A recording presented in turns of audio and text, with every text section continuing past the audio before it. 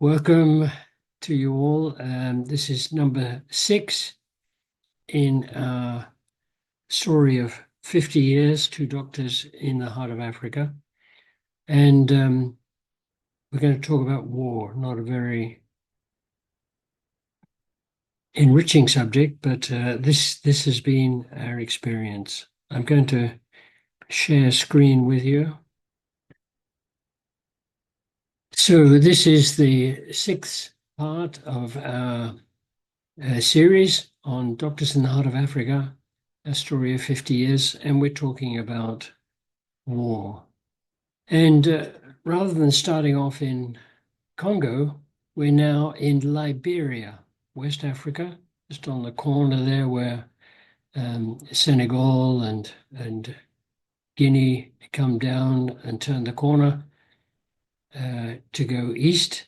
And this is Elwa Hospital. And we went to Elwa Hospital in 1988, largely because of the education of our boys. They had started off in homeschooling in Congo, and it had gone very well, particularly for Jeremy, not quite so good for Timothy, the younger one. But it was time for them to get more structured education, some social mixing with other students. They could have gone to boarding schools in East Africa, but they weren't all that keen on going. We weren't all that keen on sending them. And Elwa Hospital needed 2 doctors, and they had a primary school and a secondary school. So we went to Liberia. We were expecting that to be a long-term appointment. I spent a lot of time in the operating room. We were actually 2 surgeons, but that meant that I was on call every other night and I was on call every other weekend. And we did a lot of surgery, some of it day surgery, but we did almost as much as I had been doing at Nyankundi there at Elwa Hospital. How many beds were there in Elwa Hospital? Not more than about 80 beds.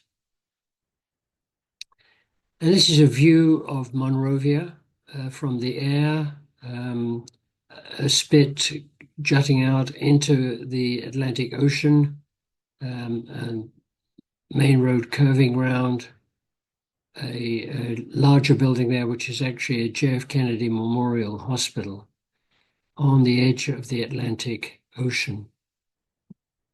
Now,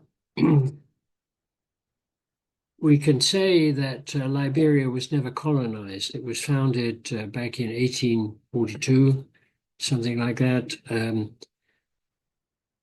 the name means liberty. It was liberty for the slaves who came back to Liberia from the United States, and they formed a completely different sect of people, the Americo-Liberians.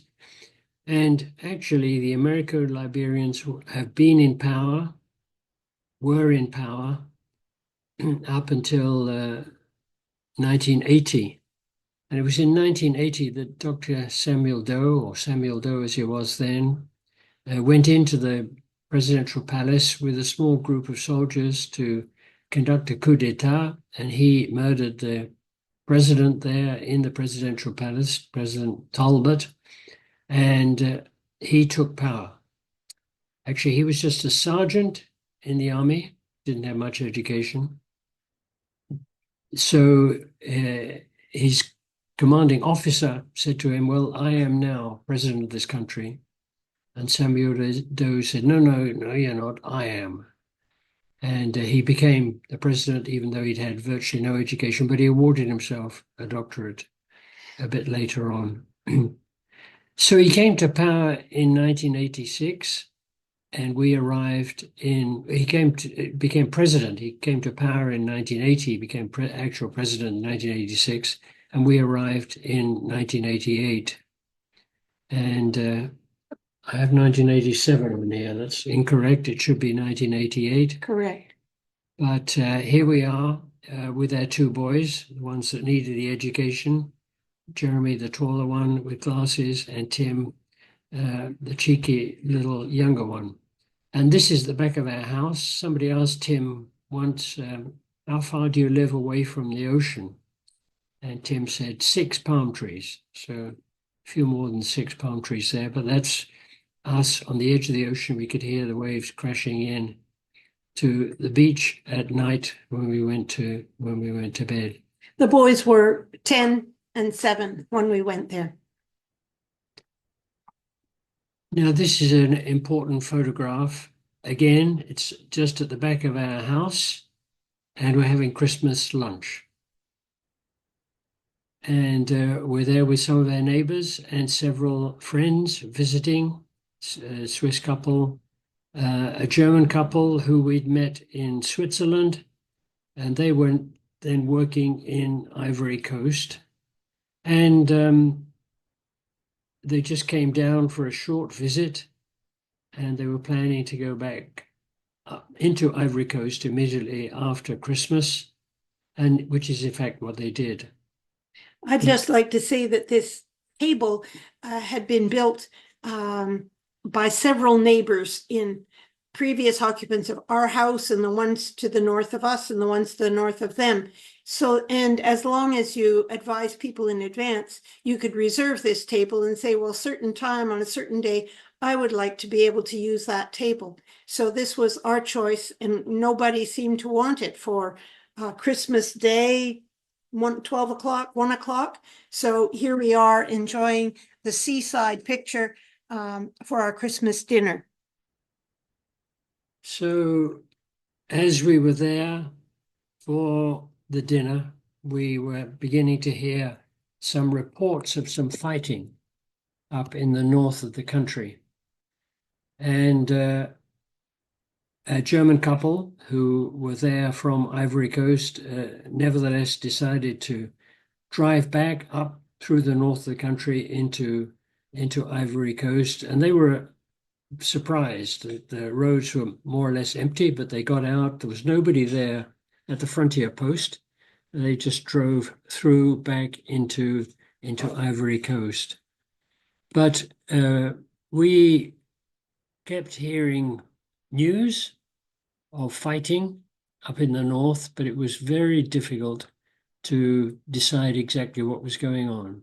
In the region of Sanequeli there, this little outpost of Liberia jutting in towards Guinea and Ivory Coast.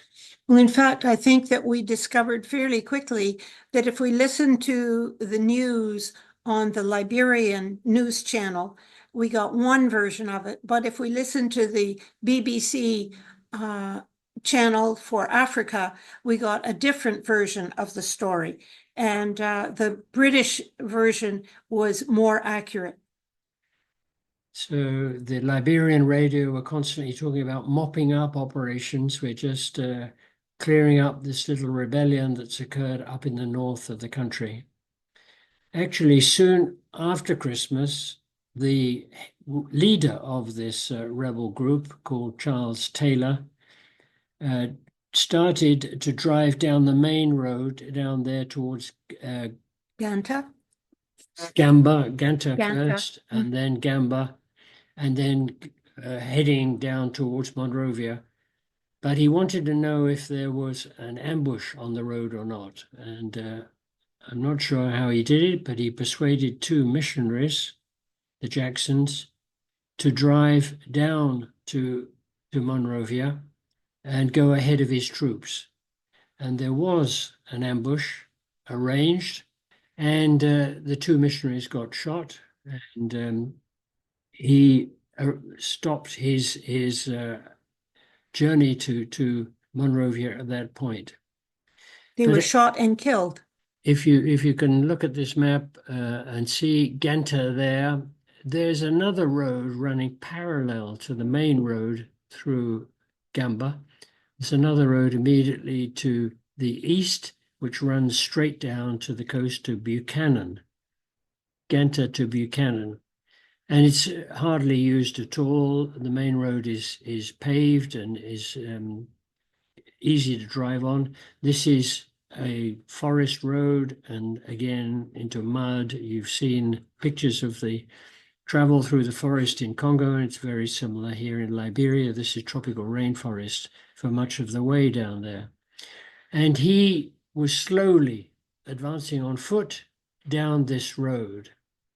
Charles Taylor was. And come something like April, end of April,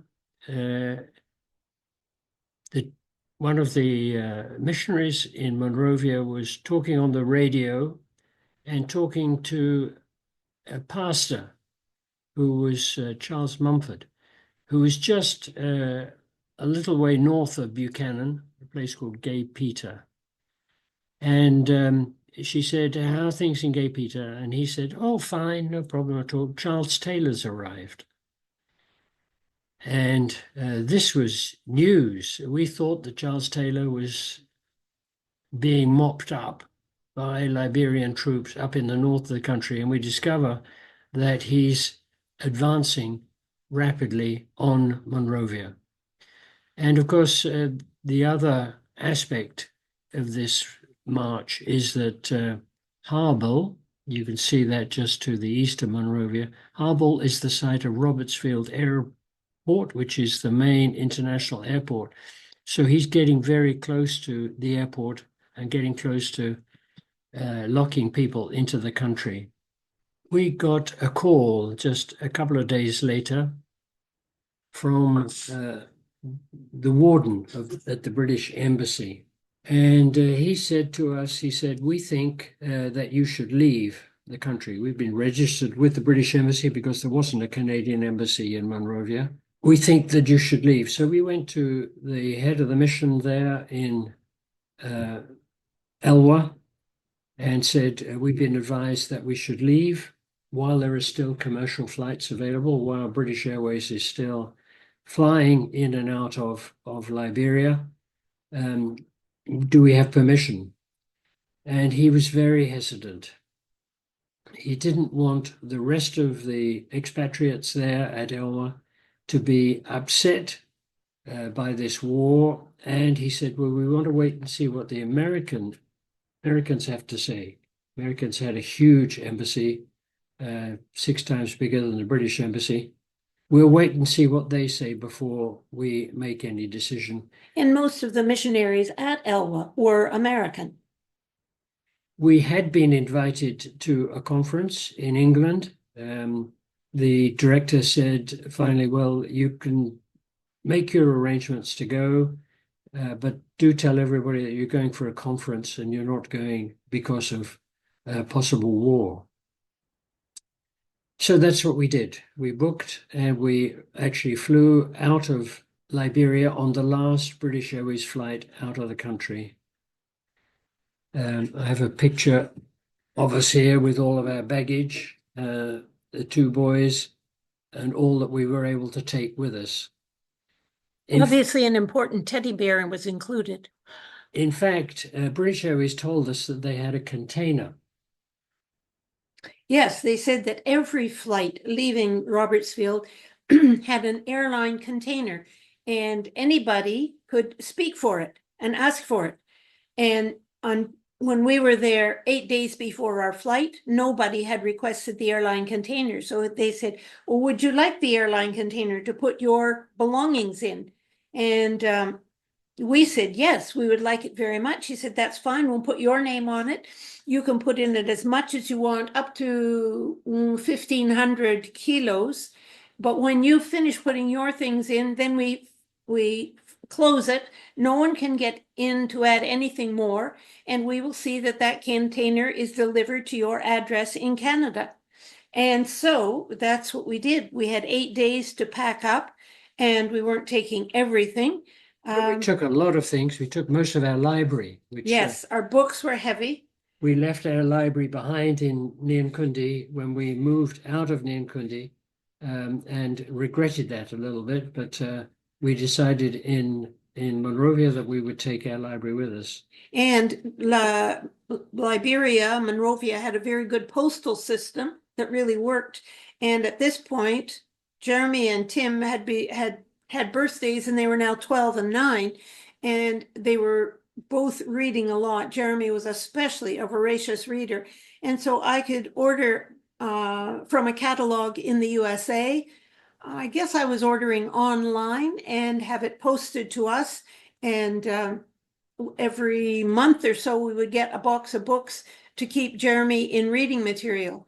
So we had a lot of books, and all together with our books, we had 440 kilos of baggage, apart from our suitcases, but 440 kilos to put in the container, which we did. They closed it, they sent it, we left Monrovia on our plane, but then when we stopped off in Europe, the container went on, and we were notified that it had arrived in Hamilton, which was our destination. We left on a Thursday, and on that very day, the Americans decided that everybody needed to leave. They've got to arrange special flights out of Robertsfield on the Saturday, and everybody was allowed to take a maximum of 20 kilos each with them. And so we left very comfortably with British Airways. I was amazed to see that there were some empty seats at the back. Here's an evacuation taking place or about to take place, and there were multiple empty seats at the back of the plane. I presume that some people had booked on several different flights just to hedge their bets, and people didn't want to leave until the last moment. But it was surprising to me that there were empty seats. I had a very good friend, Carol, with whom I met at least once a week for some sharing and prayer. And she had been in Liberia for about 20 years. And this was her third evacuation. And it would be the third time that she had to leave her sewing machine behind. And for those who sew, you know what a loss that is. But because she was only allowed 20 kilos, she had to leave it behind. Whether she took her computer or not, I'm not sure, but I know she had to leave her sewing machine behind. Now, we're moving on 2 years. We'll tell you a little bit more about those 2 years in a moment, but I went back to Liberia after the war. Charles Taylor came through, marching from Buchanan through Robertsfield Airport to Elwa, and then moving on to the presidential palace in order to oust Samuel Doe. And he got within 100 yards of the presidential palace, and at that point, UN troops arrived and stopped the war. They were acting as a buffer between Charles Taylor and Samuel Doe. And the war smoldered on for several months, if not a year, until finally they arranged elections, and Charles Taylor was elected the next president of Liberia. He again was an Afro-American, and he ousted the one and only indigenous president that Liberia has ever had, and it's been American Liberians that have been presidents since then, the latest one being George Weah, who's a well-known football player. But I went back after 2 years, and this is almost exactly the same spot that I took that photograph on Christmas Day, 1989. And there, all the palm trees have been cut down for food. A lot of people were marooned on this station at the hospital, and there was nothing to eat. But the palm hearts, there's a huge core in the center of the palm that you can cook and eat, a little bit like cabbage, but that's what they had to live on. They had nothing else, and all of the palm trees on this beautiful beach were taken down and then probably burnt, some of it for firewood, in order to cook food. However, these were coconut palms. So they not only had the heart of the palm, they also had all the coconuts that they got off these trees. And normally there was a huge harvest of coconuts week by week when we were living there. There was one man who was authorized to cut down coconuts, and he would just wander around on Saturday morning, taking whatever coconuts he wanted. And if we wanted any, he'd happily give us one or two, and I would grate it and put it in our muesli. But there were lots and lots of mature coconut palms. So they were getting the hearts, and they were getting the coconuts and the coconut milk. I went out with a new autoclave, and we looked at autoclaves last week, glorified pressure cooker. No electricity, so cooking the autoclave over a charcoal fire there. We found one of our nurses, ex-nurses who had no employment, and he helped us get the operating room going again and the hospital up working again after the war had finished. I was just there for 2 or 3 weeks, but we got the operating room shipshape and started operating. The big white sack you can see is charcoal. For lighting in the operating room.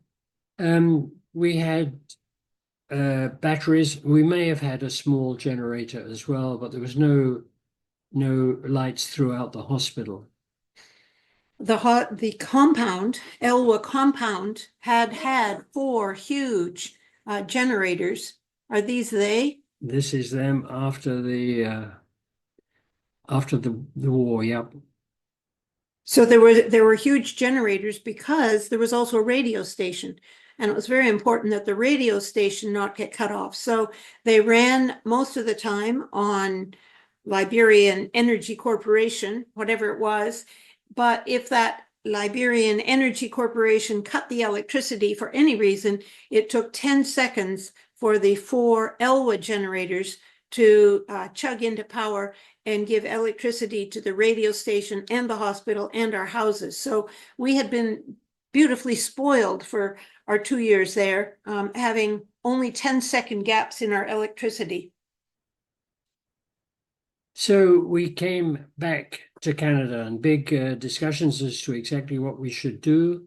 But I accepted the post of running the mission at 37 Aberdeen Avenue in Hamilton. And we were there for the next 12 years, largely so that the boys could get their education here in Canada. I was quite happy to be out of medicine after having been on call every other night and on call every other weekend, quite frequently at night. 6 to 10 times average after 6 p.m. at night, and average of twice to the operating room after 6 p.m. at night. We had a tarmac road between us and the capital city. We had electric lights. We had a big emergency room. So we had a lot of people coming out at all hours. And the nurses, unlike Congolese nurses, trained under an American system, and they knew what their job was as nurses, but they weren't going to be doing any diagnoses or any clinical procedures at all, leaving that entirely to the doctors, leaving that to whoever was on call. They were waiting for the doctor to come and do the history and the physical and make the diagnosis and give them some orders to follow. One of the classical comments that was so sad was that and one of the nurses called and said to Philip, "Well, please come to the emergency room. There's a patient here for you to see." And Philip said, "Well, what's wrong with the patient?" And the nurse said, "She's sick." And that was all the information that they had collected for Philip. So it was a very challenging time. And he was called via the telephone into our house. So I heard all of, which was beside our bed. So I heard all of these calls every other night.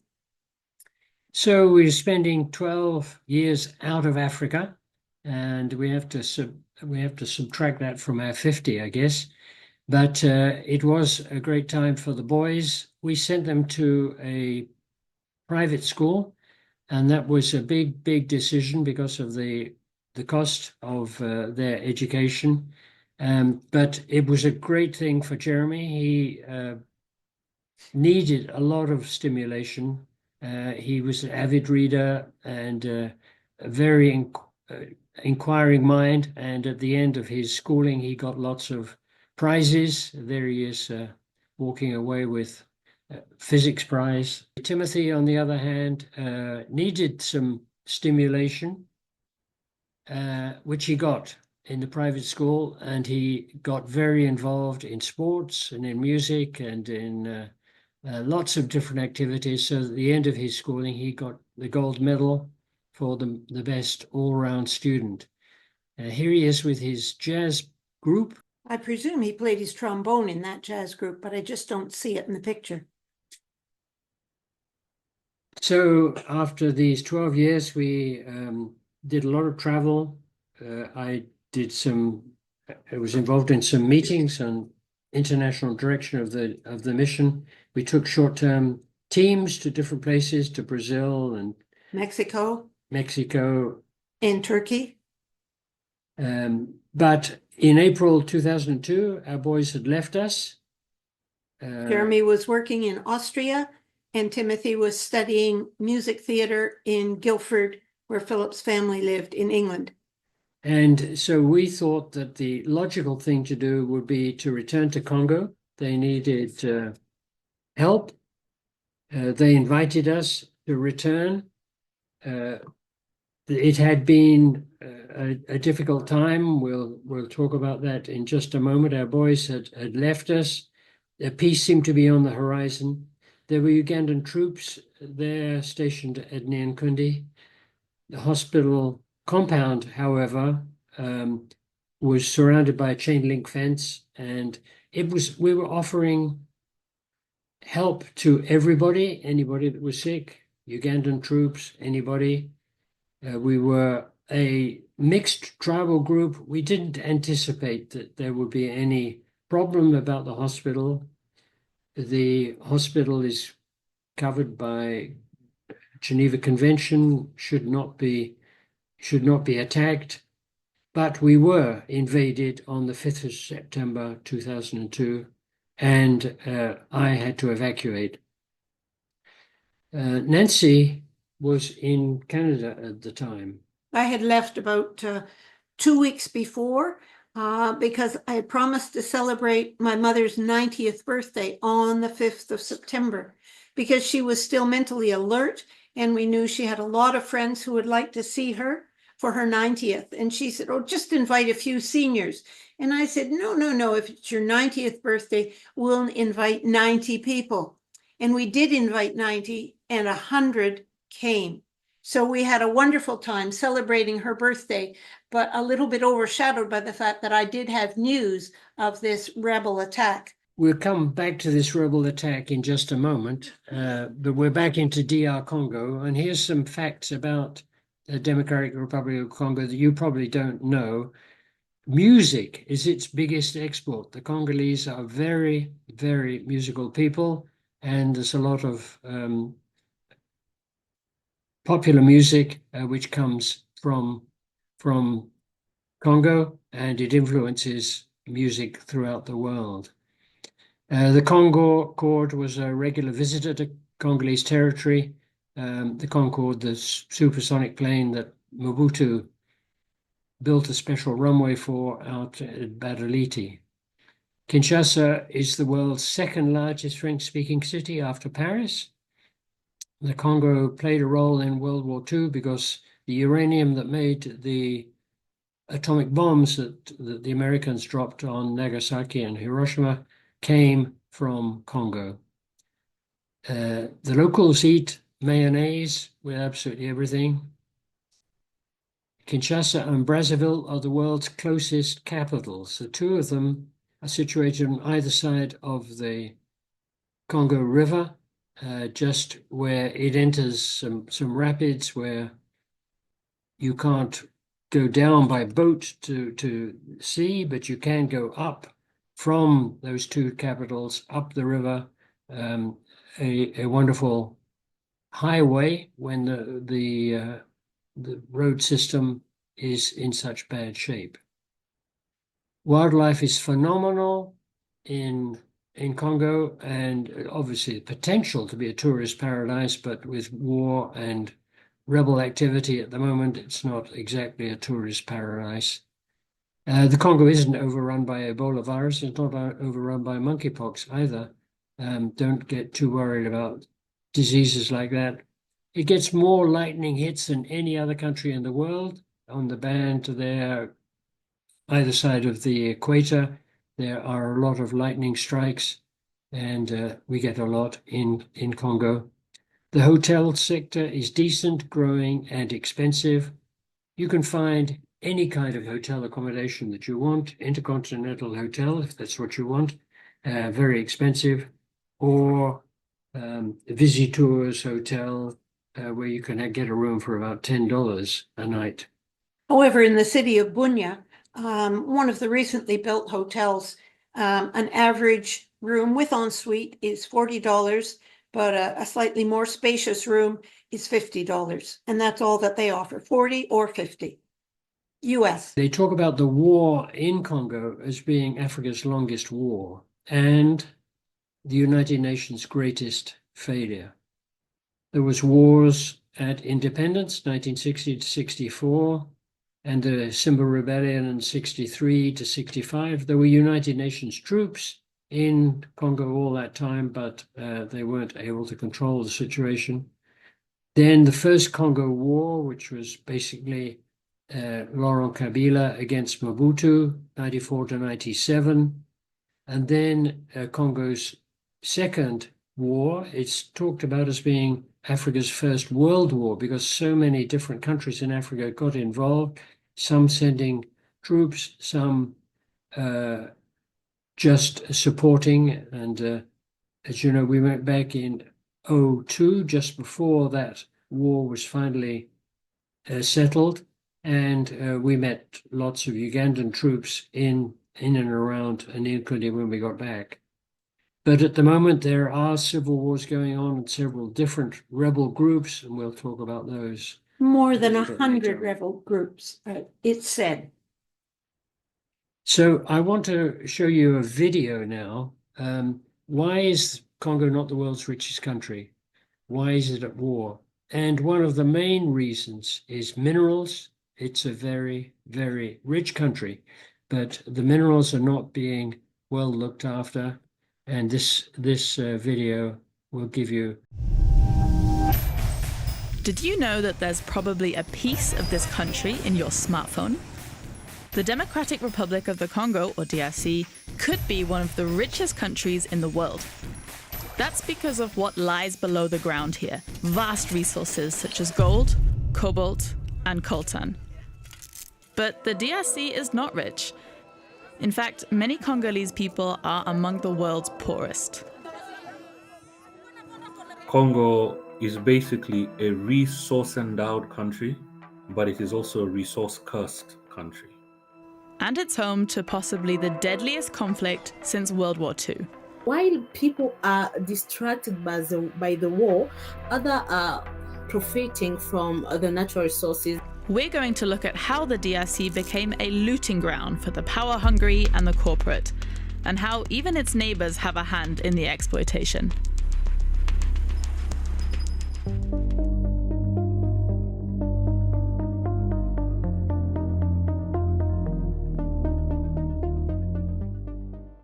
This is the Democratic Republic of the Congo, also known as the DRC, or sometimes just the Congo. Not to be confused with its neighbor, the Republic of the Congo. The DRC is the largest country in sub-Saharan Africa, and it's bordered by 9 countries. One of them, Rwanda, actually plays a big role in this tragedy. We'll come back to that later. An estimated 110 million people live here in the DRC. 3 out of 4 of them often don't have access to even the basics: shelter, clean drinking water, and enough food. 1 in 12 children here dies before the age of 12. The DRC is among the 5 poorest countries in the world. It's this misery that drives hundreds of thousands of Congolese to work in mining sites like this one, and that's where we want to start this story. This is dangerous work in dangerous conditions, and for just a few dollars a day. child labor, threats, and violence are often reported, not to mention the vast environmental damage. All these things are happening because of the rush for riches under the ground. An estimated 24 trillion US dollars worth of minerals lie beneath the surface. You have a country that is effectively one of the richest countries in the world, certainly the wealthiest country in Africa, with all kinds of resources that you can imagine, some of which have not even been discovered. This is Paul Nantulia. He works at the Africa Center for Strategic Studies in Washington, D.C. You talk of any resource, name it, it is in the Congo in plenty. For instance, gold, for jewelry and electronics. Cobalt, used for batteries like in electric cars. The DRC has more than half of the world's cobalt reserves. Copper, vital for solar panels. And coltan, it's literally everywhere in electronic devices, for example, in your smartphone. An estimated 60 to 80% of global coltan reserves are in the DRC. So you can imagine everybody wants a piece of this pie. Be they militia groups controlling informal mines, or huge multinational companies that have set up massive industrial complexes. This map shows some of the DRC's major industrial cobalt, copper, and gold mines. So who owns these mines? Well, the DRC has a minority share in many of them, but almost all are majority foreign-owned, some by a Swiss company, Glencore, then there are firms from Canada and the United Arab Emirates, but the most important player here is China. The red dots are majority Chinese-owned mines. Since the 1990s, China has been forging ties with the DRC, gaining more and more control over the DRC's valuable natural resources. By the way, this huge mine was owned by a US company until the 2010s, but was sold off to a Chinese firm. A step the US government now regrets because it could really use those resources to build electric cars. Chinese companies control 70% of the copper mining and 50% of the cobalt mining in the DRC. Let's take this huge copper and cobalt mining site. It's been majority Chinese-owned since the DRC and China struck a deal in 2008, the Sicamines Agreement. The deal was about investment. In return for access to the mine, China pledged to build roads, schools, and hospitals. Sounds like a win-win situation, right? But not much of the promised investment has materialized. Congolese people still have to make do with roads like this. So where did all the money actually go? Mostly lost in corruption, a key reason for poverty in the country. The DRC is ranked 162 out of 180 on Transparency International's Corruption Perceptions Index. This basically means corruption is everywhere in the country, including in deals with multinational companies, whether European or Chinese. But it's not just outsiders to blame. The Congolese people have had governments thrusted upon them that are really of the worst type that one can ever imagine. So it's basically the DRC's leaders who have profited from the resources, and we're about to meet them. When it comes to the DRC's long history of exploitation, we kind of have to start with this man. King Leopold II of Belgium. In 1885, he seized this territory as his personal property and named it Congo Free State. It was anything but. An estimated 10 million Congolese were killed or died from hunger or disease during Leopold's cruel rule.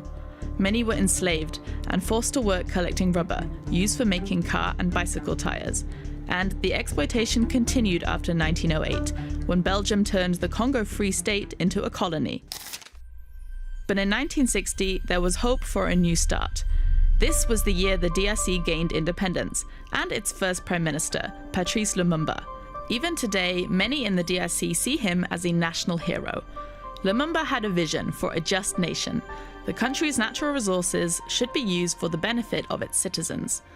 But just months later, Lumumba was captured by his opponents and murdered, with the tacit backing of Belgium and the US.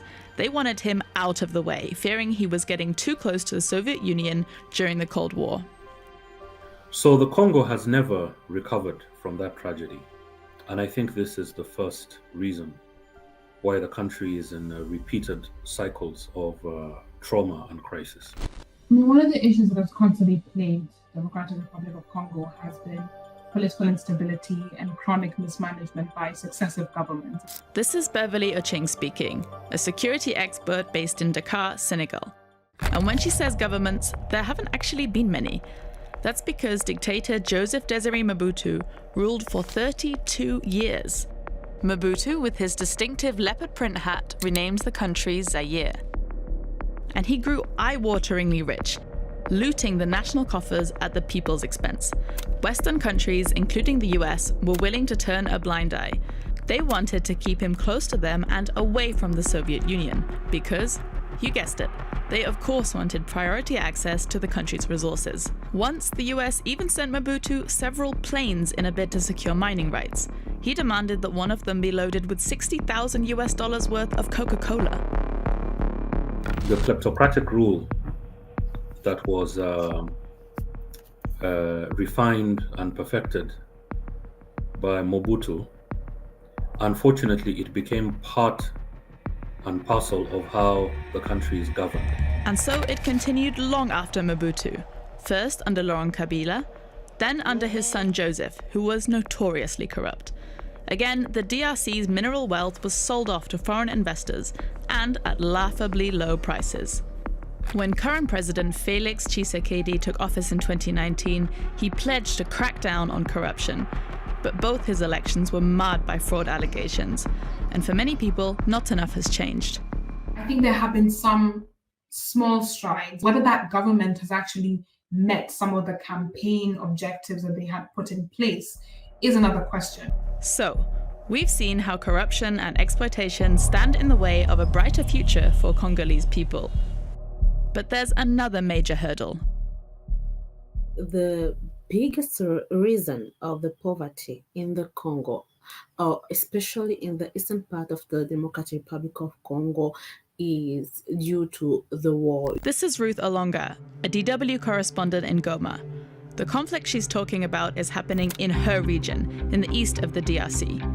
More than 120 different militias are active here. Yes, you've heard right, 120.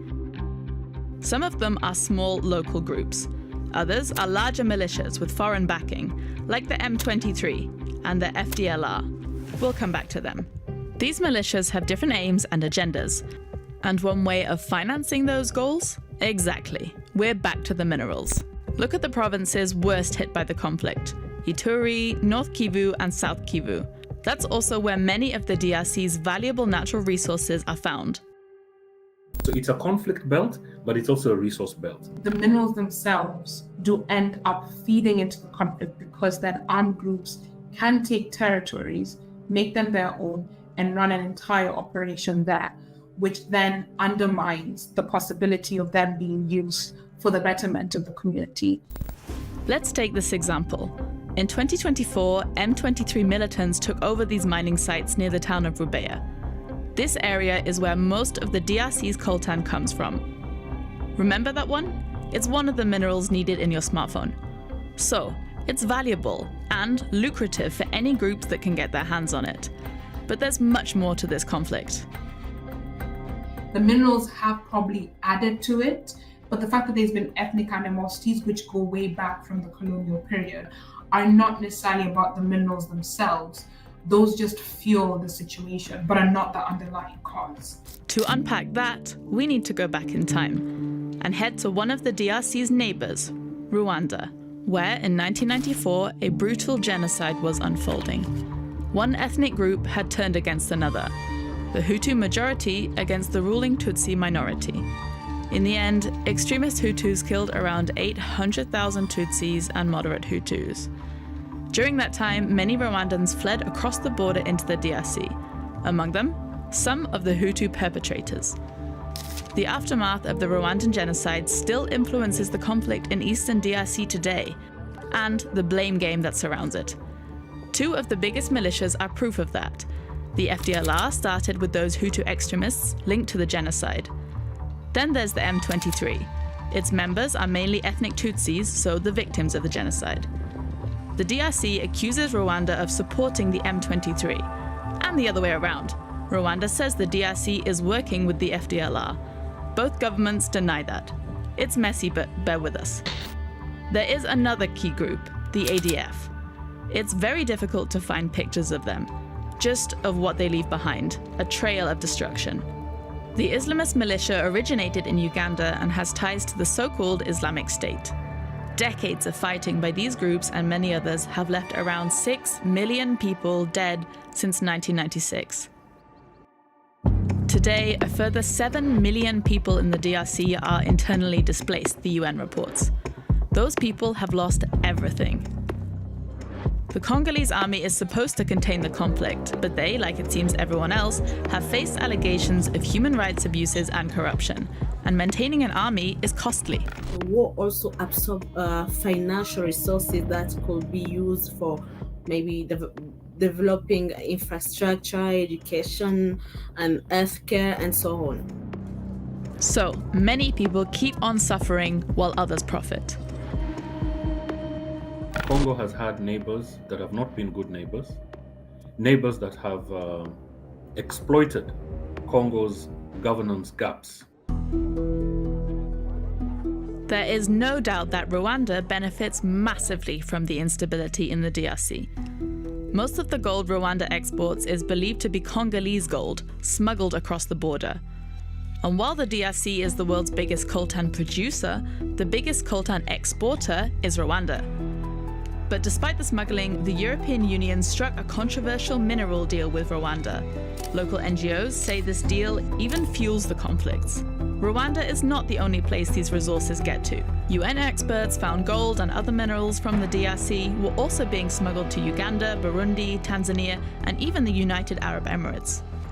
From there, they make their way into international markets, or into the international black market. And again, possibly into your smartphone. So, where are we at? International efforts to tackle these problems haven't worked. Ceasefire agreements have broken into pieces. The UN's biggest ever peacekeeping mission has largely failed.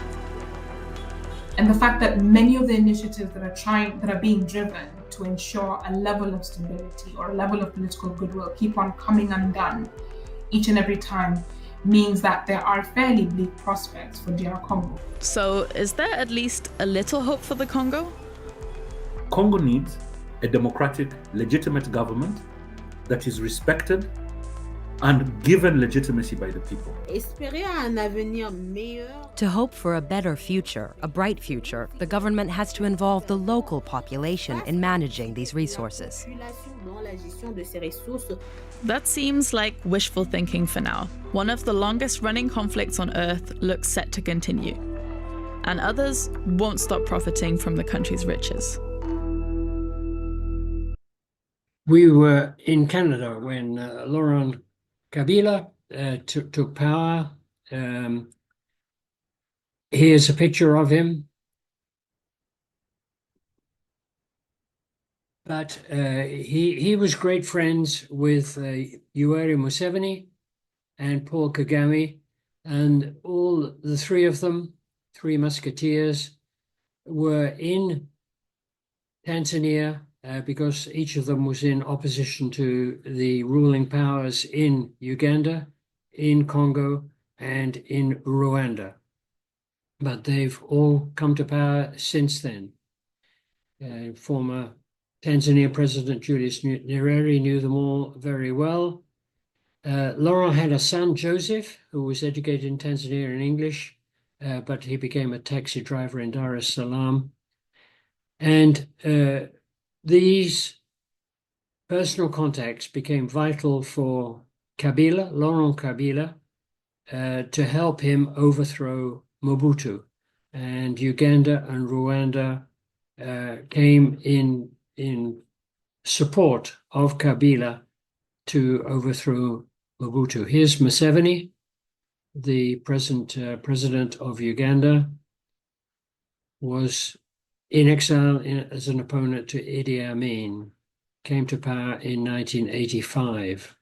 Paul Kagame, an opponent of Hutu President Habyarimana, and he invaded Rwanda in 1990 and eventually took power there.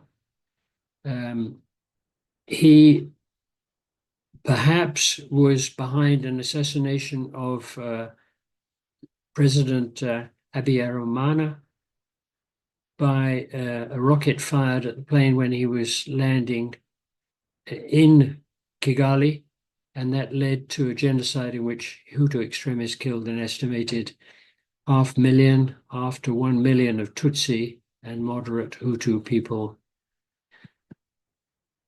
He was vice president until 2000, then assumed the presidency of Rwanda. There's Kagame, excellent administrator, but completely autocratic and dictatorial. So at one stage, a darling of the Americans, but since then they've tend to distance themselves from him because of his autocratic policies. We showed you this picture before, peace in Congo, as Kabila takes over from Mobutu with Nelson Mandela playing a role as mediator in the middle. But this is a difficult relationship because Kabila was just a puppet of these other two more important powers and more powerful allies, Uganda and Rwanda. And it's likely that he promised to allocate some of the Congo to Rwanda and Uganda. That's why they supported him. But then when he reneged on his promises, Uganda and Rwanda invaded Congo, and that led to the Second Congo War. The First Congo War, as Kabila battled against Mobutu, and the Second Congo War when Rwanda and Uganda invaded Congo. And we sometimes call that the First African World War because many other African countries got involved in that war. But the war or the wars have had, as a result, the displacement of people and huge displacement of different populations seeking to get from a rebel area to a safer, larger town. This is a map of the First Congo War as Kabila marched right across Congo and the different places he got to, different dates that you got there, till he finally arrived at Kinshasa, and he found no opposition in Kinshasa. The population welcomed him and had enough of Mobutu. Basically started when Uganda and Rwanda turned against Kabila because he had not fulfilled his promises to them. Kabila found new allies in Angola, Namibia, and Zimbabwe. So this is the general picture. Congo in the middle there. The orange countries were complete allies of the rebels and invading the country, taking large part. But other countries like Zimbabwe and Angola sent troops to Congo to help restore order.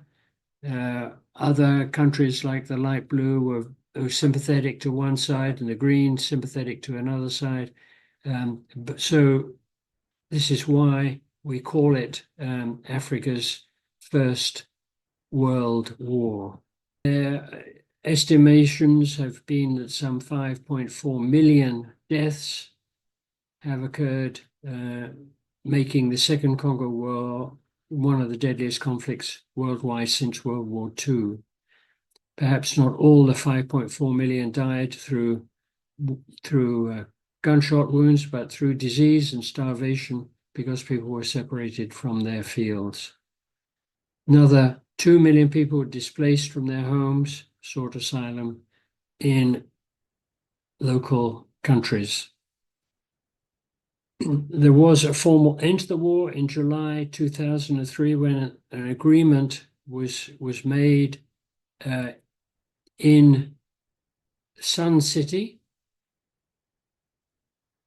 But before that, Kabila himself was shot by his bodyguard. For about a week, there seemed to be a news blackout until his body finally came back to Kinshasa, and his son was named to be the new president. This is a diagram of the Second Congo War. The yellow at the top is the countryside that was occupied by Uganda, and the pinky color, the countryside occupied by Rwanda, but other countries in the light blue there. So we got back in 2002. This is a photograph taken as they welcomed us, gave us a welcome dinner. And this is the staff of the nursing college that we've talked about many times before. And this is staff there at Nyankundi in the buildings that they occupied there at the time. This was April 2002. But shortly after we got there, On the 5th of September, Philip was there, and I was home for my mom's 90th birthday, but everything was normal, shall we say, until 9 o'clock. And then on the dot of 9 o'clock, rebels from a neighboring tribe poured into the town, into the hospital complex, into the town, into the village, from every possible route, and killing many people. perhaps 5,000 villagers were killed at that time. 11 staff killed. The hospital was closed for a couple of years. All the Nyankundi houses were pillaged, making it impossible to continue living there. And the village was mined. This is a picture taken from the air during the time when nobody was living there. You can see several buildings has had their roofs removed, but pillaging going on the whole time. A soldier, many of them had aides, particularly the Ugandan soldiers that had been there. They were sent there because they were expected to die, and they might just as well die fighting as in hospital in Uganda. If you want to know a bit more about the war, a book written, Dancing in the Glory of Monsters, The Collapse of Congo and the Great War of Africa, the war that I've just been talking about. Pastor Solomono was a senior chaplain in the hospital. He had a master's in theology, and a grandson of one of the nurses who started to work at Nyankundi back in 1966. And this is what the central pharmacy looked like after the war. Perhaps $150,000 worth of medicines were in there at the time of the invasion. So some stories about that invasion. 5th of September, I went down for prayers first thing in the morning, 6:30 in the morning, half an hour of prayers that the staff always took part in before we started ward rounds. Finished ward rounds 8:30, something like that. Went up to the operating room because we had arranged a short list. Well, as usual, most days I was operating in the operating room, and there were several cases for that morning. But the staff said to me, well, we haven't finished sterilizing all the instruments. Could we postpone the operations until 10 o'clock in the morning? I said, fine. Then I will go home and have a cup of coffee. Got home about 9 o'clock, and almost immediately shooting started, and I could see out of the front windows of the house people pouring in over the hillsides on either side. There were some people, ladies, at the back door who were selling fruit to our cook at the back door when I got there. So they all came in. We closed all the doors, closed all the curtains. We kept as quiet as we could. Nothing much happened till about 11:30, and then there was severe banging on the back door. It sounded as though they were going to break the door down. So I went to the back window in the kitchen, opened the curtains, and there were 3 rebels outside with bandoliers of bullets across their shoulders, carrying heavy guns, machine guns. And they said to me, "Open the door." I said, "I'm sorry, I can't open the door to you." They said, "Give us money." I said, "Well, we've taken the decision not to keep money in the house, so I haven't got any money to offer you. But I can pray for you." So I stood there at the window and I closed my eyes and I prayed a very long prayer in Swahili. And while I was praying, they just walked away and they didn't come back. Various other people came and asked if they could stay in the house with us. I think we were 14, 15 people spent the night there.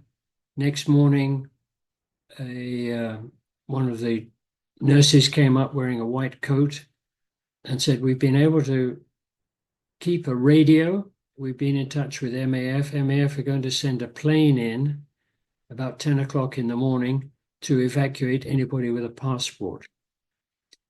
If you want to be evacuated, then go down to the airstrip." So I went down at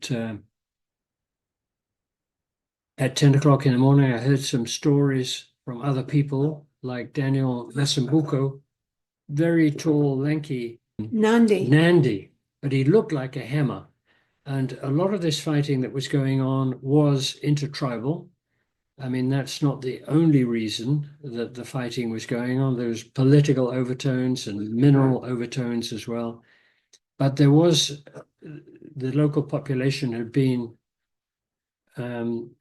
encouraged to get involved in the fighting because of tribal differences, because our local chief had expelled a number of people from a neighboring tribe out of the village because he wanted the village to be uni-tribal. So the big enemies of the local people were the Hema, considered to be their enemies, and Daniel Masumbuko looked exactly like a Hema. He got badly treated, but eventually somebody spoke to him in Nandi and he replied perfectly, and they were convinced that he was not actually Hema. And he was down at the airfield when I got down there. Pilot's wife had a very difficult time as well. They burst into her house. She sheltered under the bed and was constantly being asked for money as they slowly helped themselves to whatever they wanted to in her house. And 2 boys, 2 small boys. I walked down to the airport. Wearing a white coat? Wearing a white coat, several people, several bodies lying beside the road, some with arrows sticking out of them, other bodies in the central part of the hospital. But the plane did finally come, didn't come at 10 o'clock, but the plane came at 2 o'clock in the afternoon. And by that time, the rebels weren't sure that they wanted us to go. They said, "We're going to move on to attack Bunia in a few days' time, and we don't want them to know what's happened here." But eventually, after a lot of discussion, they did allow us to leave at about 4 o'clock in the afternoon by plane, landed first in Bunia, and there were just 3 representatives of the United Nations. They were there as monitors. And can we help in any way? Can I give you a bottle of water? So we got a bottle of water from the United Nations, but that was all the help that they could give us. We got back in the plane again and flew to Entebbe, the airport of Kampala in Uganda. And somebody, as I got off the plane, somebody handed me a cell phone and said, "Do you want to call anybody?"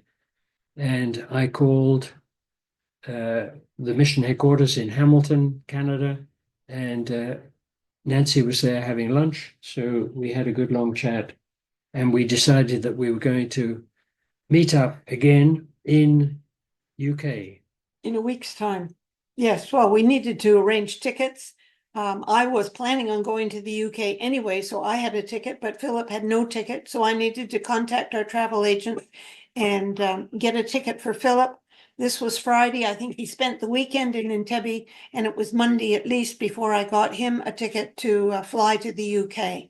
But we did fly there, met up there, and after a week or two, I think we met with the missions committee of our church in Guildford in England, and there were 12 of them and 2 of us, 14, and we spent an hour and a half or so chatting about what had happened and what might happen.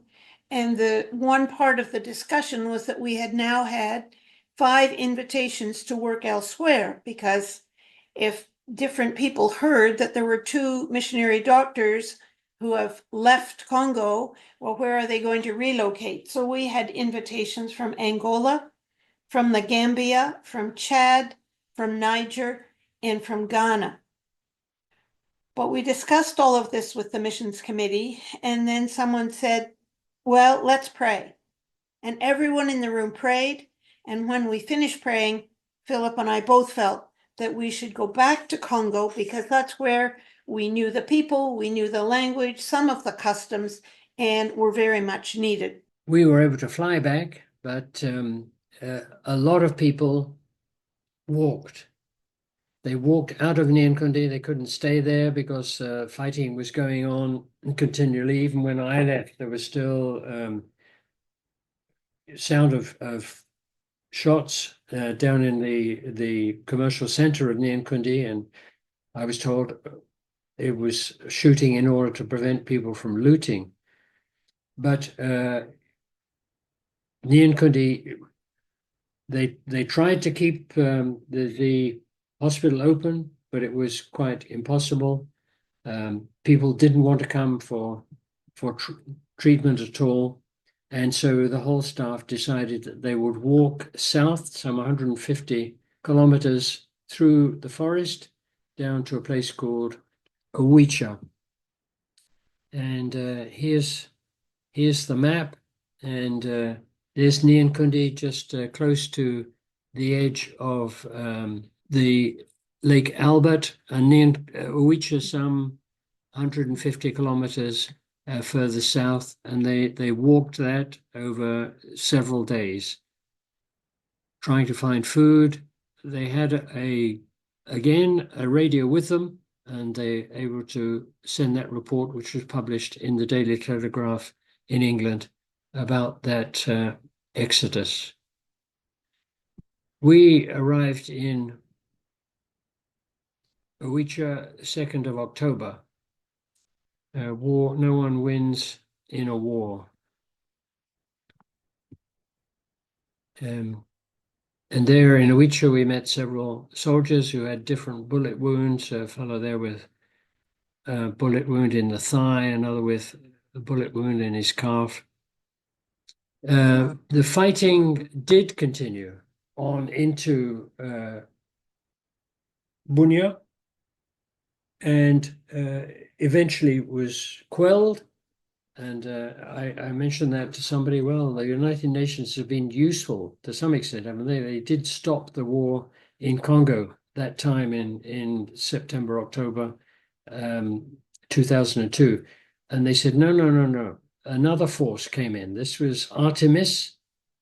And Artemis were French soldiers who were sent in order to quell the violence in Congo.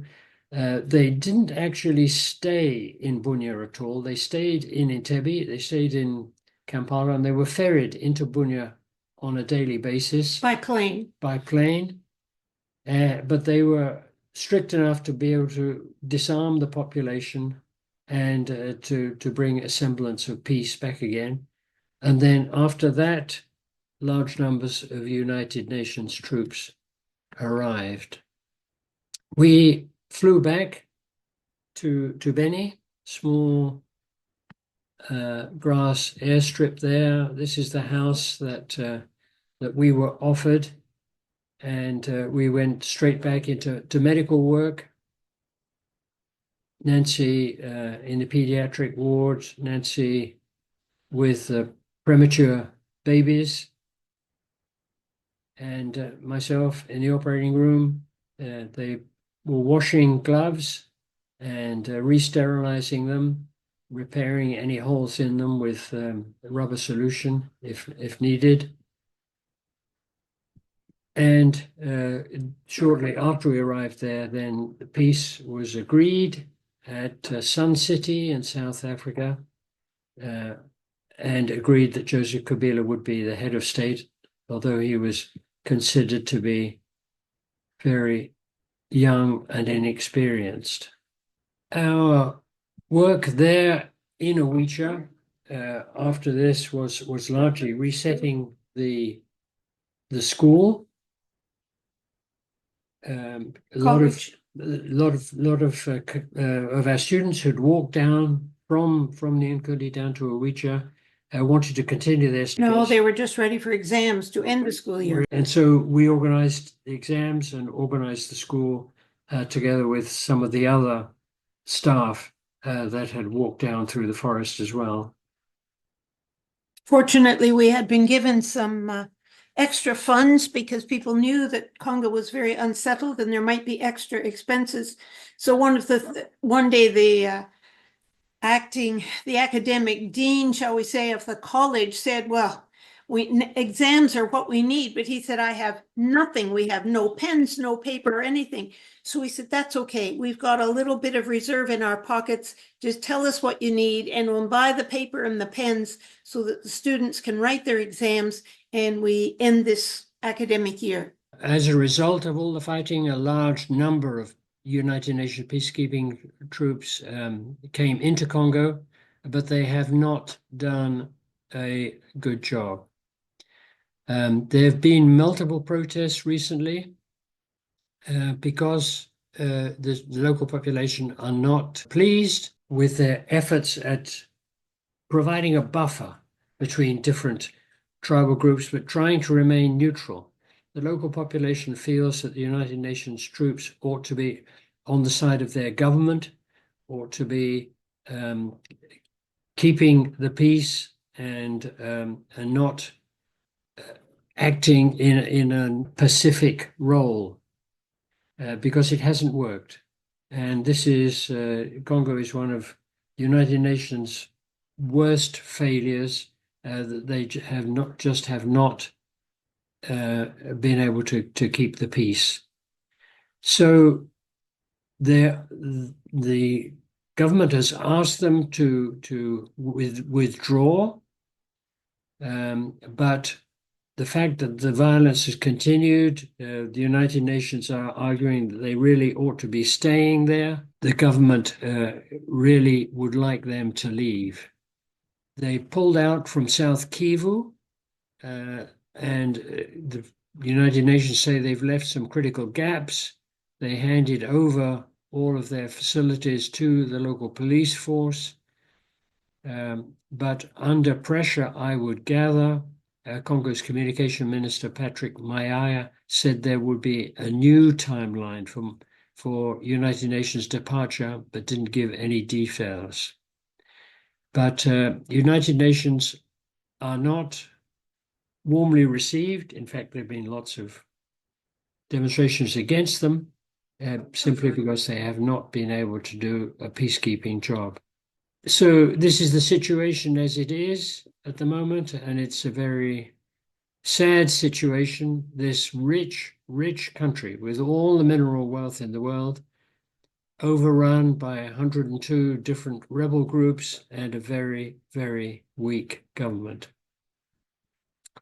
Here are the police that should be taking over from United Nations in the rain, and some United Nations equipment, and the FARDC, the forces, army forces of the Congo on the other side there.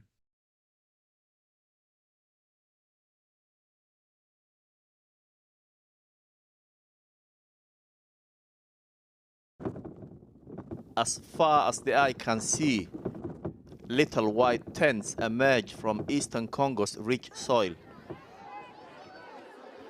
A new wave of victims in a decades-old conflict. Now, as the UN peacekeeping force prepares to leave and the M23 rebels gain ground, the fighting these people have fled is catching up with them. They are seeking shelter around Goma, the largest city in Eastern Democratic Republic of Congo. But the M23 rebels have now encircled it. Here, the newly arrived from rural northern Kivu rest and wait to be processed. Asante kwa jambo hiyo. Nikiwaza tuliweza fika hapa na tuko idadi ya wakimbizi zaidi ya 3,801, lakini kwa sasa tuko wengi sana. Kambi ya Bulengo ayo peke ina zaidi ya idadi ya watu ya 38,239. People come in waves, sometimes more than 1,000 families a day, fleeing the M23 as they move in on new territory. They have been accused of mass killings, rape, and other war crimes. Victoria has just arrived. She has 8 children. Their father was killed along with her own father, her mother, and her siblings. Nani M23 ilifika tu ngambo za Kibabi na kuendelea tu kule chini, na wako wanapiga masasi, mashindo na maobi, wako wanatupia tu mshefeli, population ikesumbuka zaidi. Jean has 5 children. In the panic as they fled, she was separated from her husband and the rest of their family. She doesn't know if they made it. Tukebiacha tukekimbia, kila mtu anakimbilia fasi yake, kuko wenye walikufaka sana.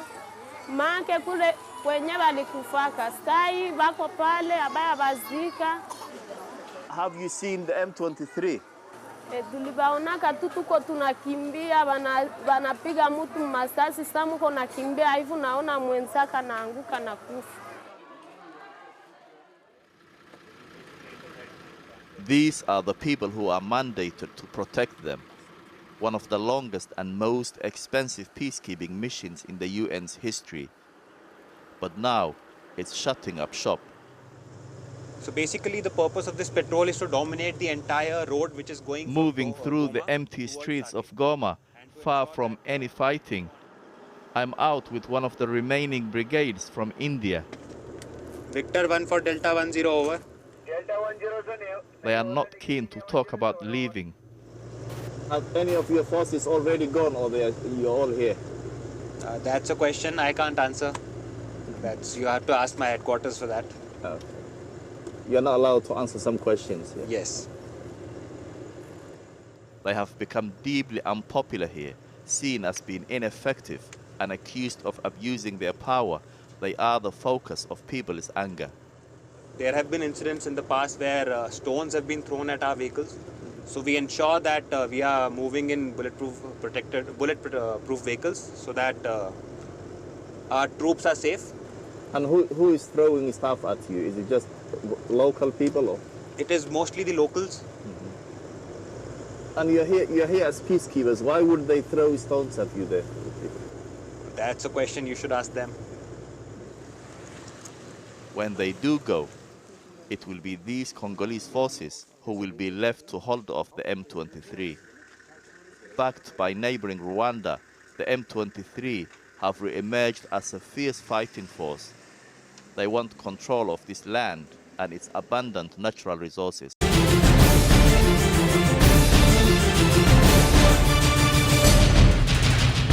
Bunia, l'une des 35 villes de la RDC, chef-lieu de la province d'Elituri, située dans la partie nord-est du pays, avec 3 communes et 24 quartiers, mesure 57,6 km² de superficie. Jadis réputée d'être ville à sang et à feu, Bunia ne cesse de devenir à ce jour un asile de sûreté et également un lieu où il fait beau vivre.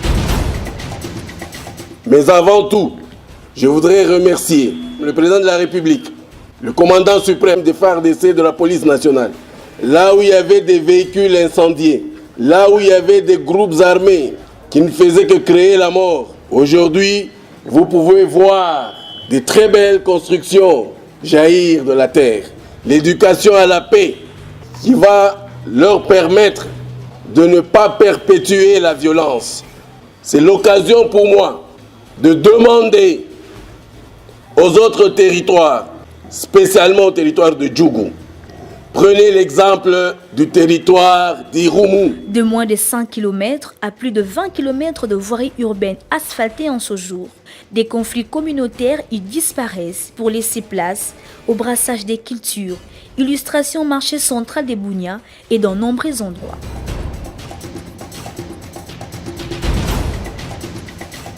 Namuna sasa mwana guverner anaendelea kupiganisha juu ya usalama pamoja na administrateur ya territoire.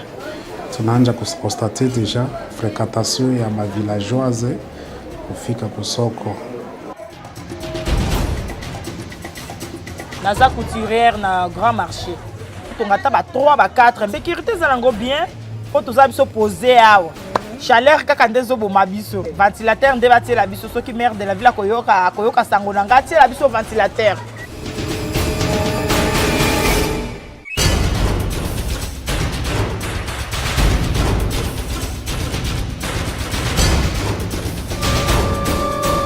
Les années scolaires élastiques et non achevées, dues au cycle des violences qu'ont connu Bunia, ne sont plus que du passé. Bon, cette année, l'année a été très bonne. Bon, tout le monde était là, on a bien étudié, on a resté nous tous et puis c'était vraiment bien. Il n'y a pas eu de rupture et puis.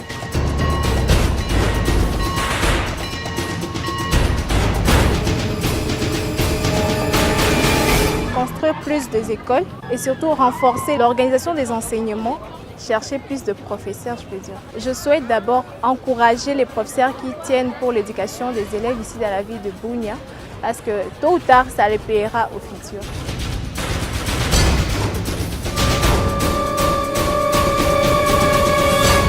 Une ville diverse et dynamique, cette capitale provinciale devient un marché des multiples opportunités d'emploi et connaît d'innombrables avancées socio-économiques en cette période exceptionnelle de l'état de siège. Serikali inafanya kitu kizuri enye tunaremercie, tunashukuru iko wakati tunatembea katika barabara kutoka hapa Bunya kwenda Igabariere. Tunaona wakati wa askari wako kwa barabara, tunaona mafujo zingine ambao zilikuwa ziko zinafanyika mbele hazifanyike tena. Hii tunashukuru, lakini tunataka pamoja na ile mazuri ambao waliweza kuifanya waweze wakatuunga mkono sisi wale ambao tuko wa viongozi wa taksimene ili kilio yetu vile vile waweze wakaiweka kwa kazi.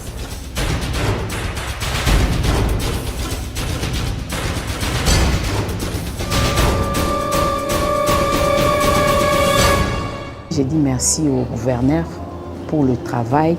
Ici à Bunia, vraiment, bravo, coup de chapeau. On est là derrière vous. Continuez toujours, il y a des routes partout.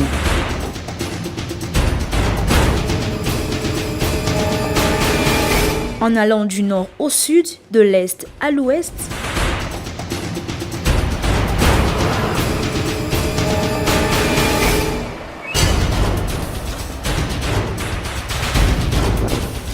Vraiment mimi nasema Mungu apewe sifa benye banatuletea entreprise yenye nasaidia maisha. Tulikuwa tuko nateseka, tunakosa kwa kushinda, me Mungu anatusaidia na tuletea entreprise yenye nasaidia kimaskini yetu napima kupunguka. Tunasema Mungu ambariki sana.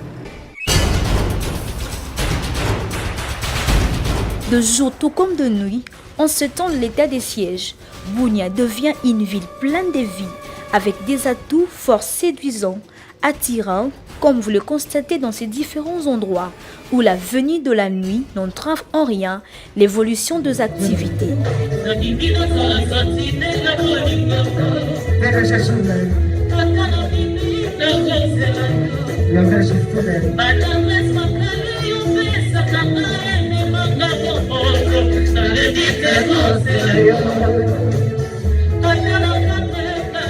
Galvanisés par les patrouilles pédestres et motorisés des hommes en uniforme.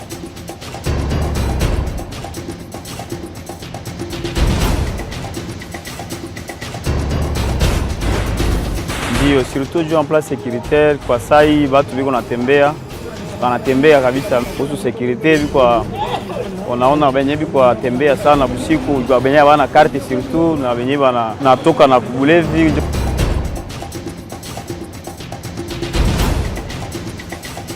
Ce jeune, devenu des modèles en Ituri en termes de travail et de cohésion sociale, exhorte leurs frères d'autres territoires d'emboîter également les pas. Juu Bunya ikuwe bien vraiment surtout sana kusiba jeune, inaomba tunajikaza na kazi na bale benye biko kupori, benye biko na utilize ile arme na kunyanyasa watu, nao barudie baketu kwa kutuunganishane tuendelee na kazi. Boye gouverneur kinyemele za musemea ya zaidi ni kumshukuru tu. Asante sana na kazi yake nyeko nafaa parce que mungini vraiment iko na évoluer bien. L'esprit entrepreneurial, le patriotisme, la réconciliation, le pardon, des valeurs qui caractérisent à présent la jeunesse de cette ville, couplées aux efforts si remarquables de la pacification et du développement de cette partie de la province d'Ituri, dont ne cesse de faire montre le gouverneur militaire, le commandant des opérations, le lieutenant-général Boyanka Chamadjouni, sont à la base du changement qui connaît cette mégapole. L'Ituri vers sa paix et son développement est rendu possible grâce au président de la République, Félix-Antoine Tshisekedi Tshilombo, défenseur des intérêts vitaux des Congolais en instaurant l'état des sièges en Ituri, dont les mérites reviennent à la population et aux FRDC qui ont créé l'espoir et vivent dans un climat de confiance.